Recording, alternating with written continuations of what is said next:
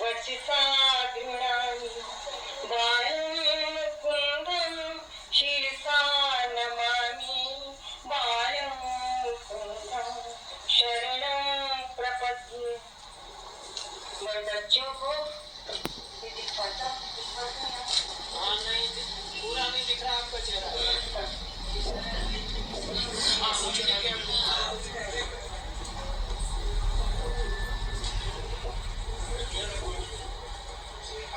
माननीय अध्यक्षा श्री कुंभा और आप सब एवं मित्र, मुझे डटकर बोलने का मुहावरा नहीं आई।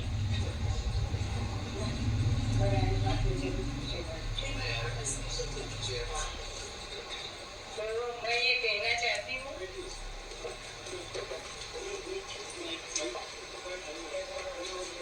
आप जिसमें आपको कंफर्टेबल अच्छा ठीक है तो ये दे दीजिए आप इधर ये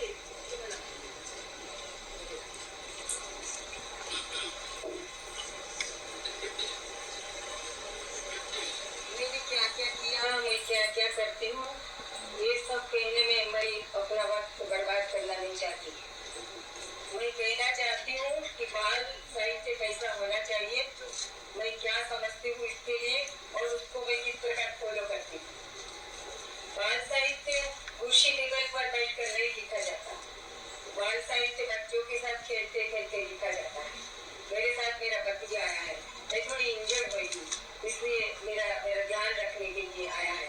तो ये जब छोटा था तो उसको दांत साफ करना नहीं जचता था, सभी बालकों की ये समस्या है। तो उसकी मम्मी कभी कभी उसको इस प्रकार लगा भी देती थी, तो वही कहती थी ये लगाना मत, मुझे लगता है। तो केरी की सीजन थी, आम का सीजन था, तो मैंने उसकी गुठली ली और दांत भी इस प्रकार रगड़ी और उसको कहा तू भी रगड़, तो दांत चीयू चीयू चीयू बोलेगा। और मैंने एक काव्य बनाया कि केरी ने गोटली ने दांते घसीने પછી ગોબડા તરીએ કુરુર કુરુર, કેરી ની ગોટલી ને દાંતે ઘસીને પછી ગોબડા તરીએ કુરુર કુરુર, बोले છે દાંત ચીયું ચીયું ચીચીયું ચીચીયું ચીચીયું ચીચીયું।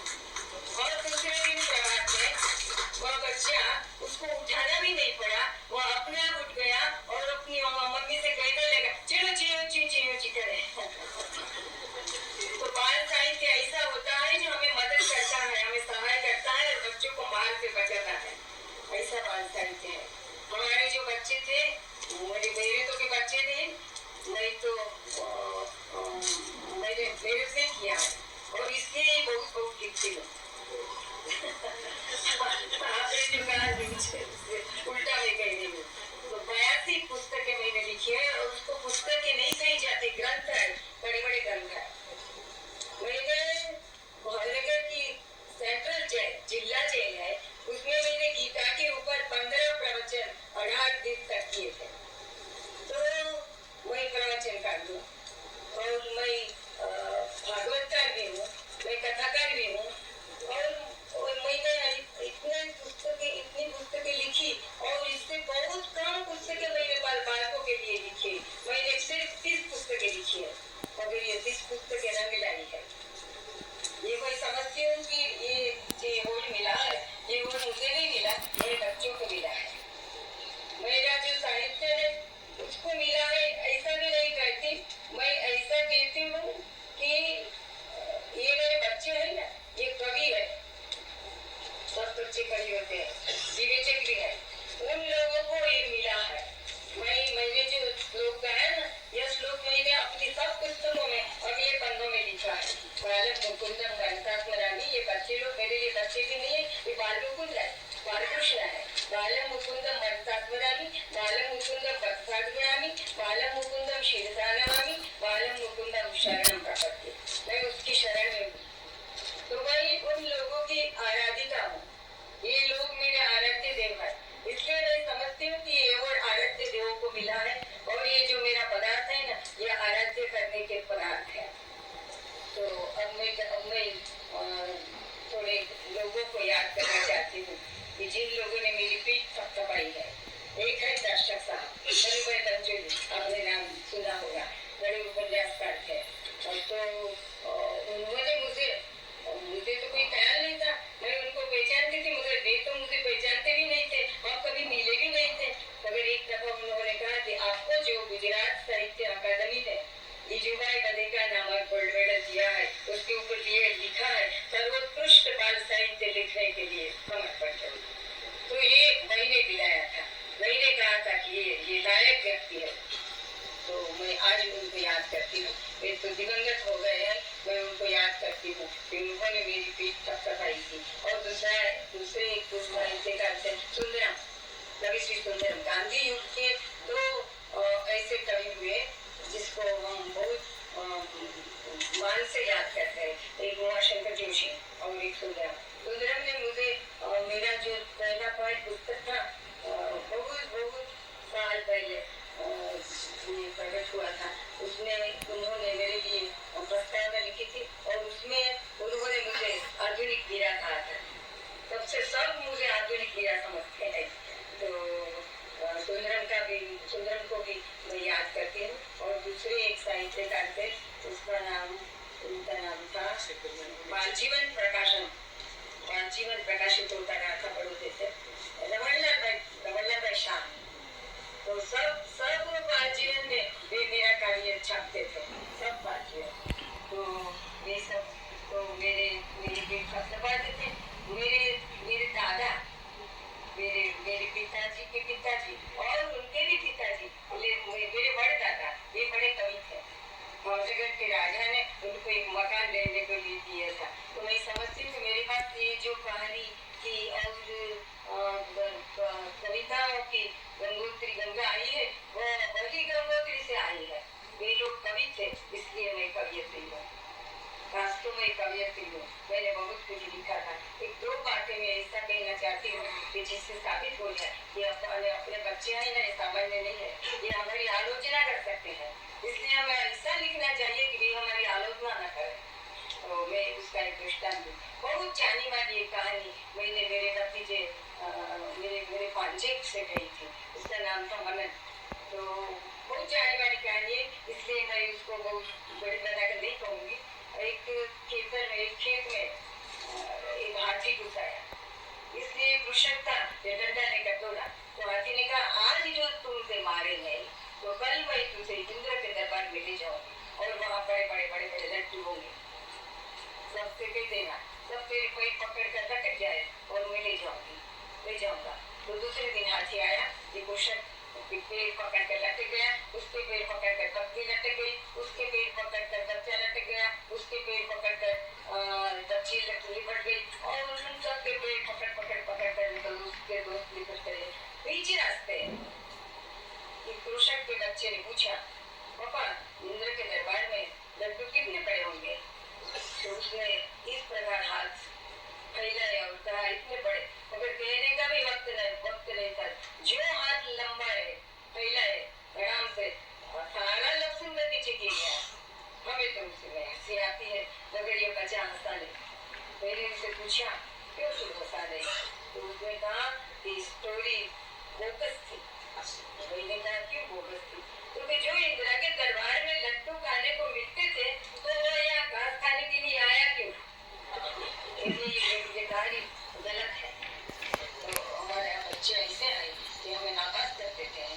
मैंने भी ऐसे इतना साहित्य, इतनी कहानी, इतने गीत रखे मेरे पास बचाए कि जो उन्होंने सराहा, जो कहानी उन्होंने सराही नहीं वो मैंने पूरे में डाली, क्योंकि ये विवेचन है, ये कवि भी है। एक छोटा सा दृष्टांत देकर बैठ जाऊंगी क्योंकि मैं कविता भी लिखती हूँ, मैं कहानी भी लिखती हूँ, मैं तो विवेचक हूँ क्योंकि मैं प्राध्यापक थी कॉलेज में मैंने एमए में गोल्ड मेडल लिया था। मैं एमए पीएचडी हूँ और पीएचडी की गाइड भी थी मगर मैंने सर्विस छोड़ दी, इसलिए गाइडशिप पे चली गई। उन्होंने कहा कि आप फिर से मांग लो तो हम आपको गाइड बनाएंगे, मुझे कुछ भी बनता नहीं है, अब मुझे बच्चों की फूफी या मौसी ही बनना है। उमाशंकर जोशी ने मुझे कहा था कि बच्चे लोगों से कहना कि ऐसी फूफी ऐसी मौसी किसी बच्चे को नहीं मिली होगी। तो ये मेरे साथ मुझे दिए हुए प्रमाण पत्र है जो मैं अवार्ड से भी बड़ा गिनती हूँ। ये बच्चों ने भी दिए थे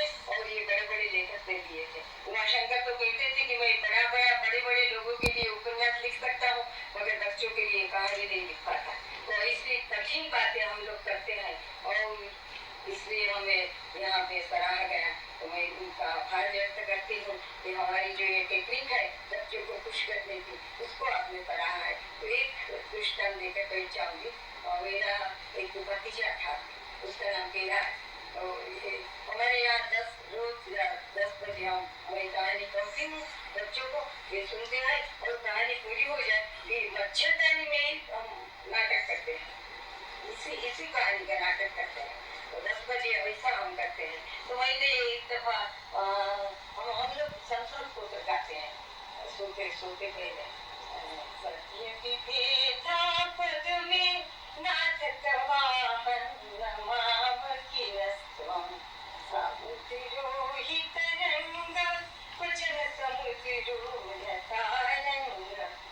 सुनकर उसको आता था, मगर उसने कहा कि मैं इसका अर्थ नहीं समझ पाता क्योंकि ये संस्कृत में है, तो गुजराती में बना दो, मैं गाऊँ भगवान का भजन। इसलिए मैंने बना दिया। मैं गुजराती में ही आपको कहूँगी, सारा भजन नहीं गाऊंगी। मैं समझती हूँ कि गुजराती में इसमें नाचनी कहते हैं, नाचनी। कविता की सिर्फ नाचनी ही करनी चाहिए, सारा नहीं गाना चाहिए। तो यह गीत इस प्रकार था कि श्याम मारा सपना आओ।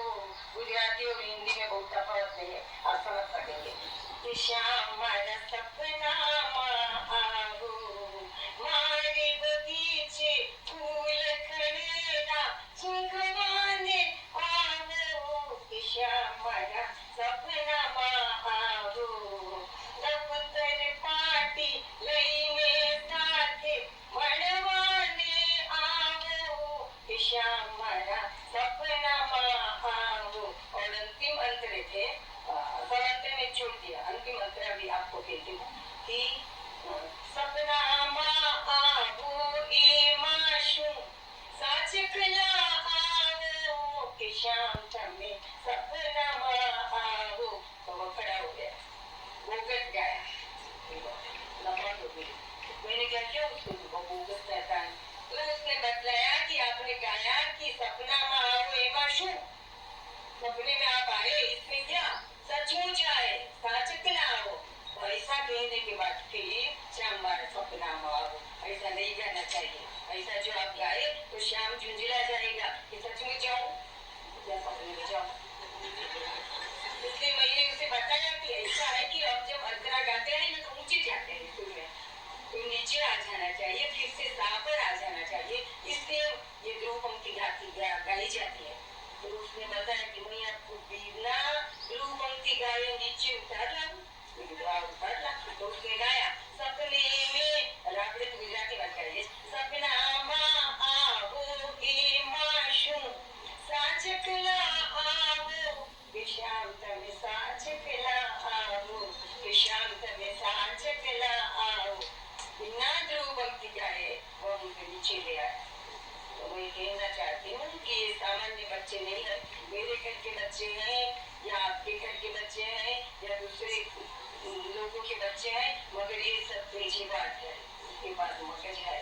ये हमें ऐसा नहीं परोसना चाहिए कि वे हमारी आलोचना करें, मगर ऐसा परोसना चाहिए कि वे आए और हमें गले लगा दे। मैं जब कहानियाँ कहने को जाती हूँ तो बच्चे लोग मुझे गले लगाते हैं।